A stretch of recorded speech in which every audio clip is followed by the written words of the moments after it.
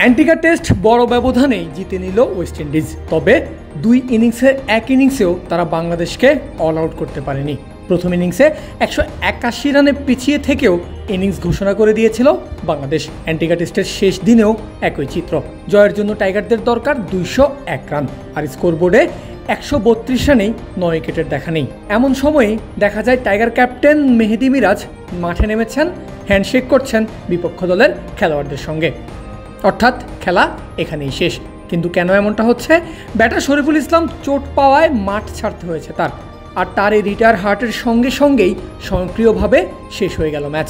বাংলাদেশ পরাজয় বরণ করল 201 রানের বড় ব্যবধানে।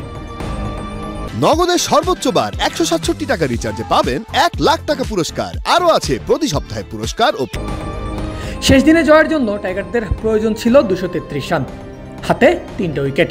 যাদের মধ্যে স্বীকৃত ব্যাটার ছিলেন কেবলই জাকের আলী অনেক, আর তিনি নিজেই উইকেট হারিয়েছেন অদ্ভুতভাবে।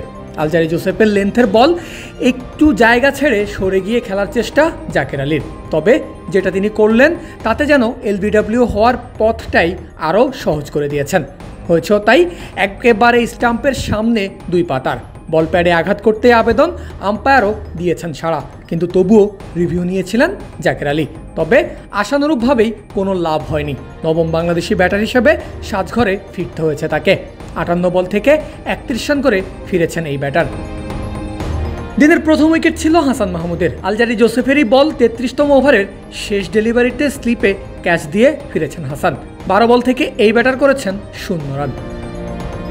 সব মিলিয়ে 2 ইনিংসের একটাতেও বাংলাদেশকে অল আউট করতে পারল না ওয়েস্ট ইন্ডিজ। তবে তাতে অবশ্য কোনো লাভ হয়নি বাংলাদেশের। ম্যাচ হারতে হয়েছে বড় ব্যবধানেই। 2 ম্যাচ সিরিজের 1-0-তে এগিয়ে গেল West Indies. Parvez Al Hasan, ক্রিক frenzy.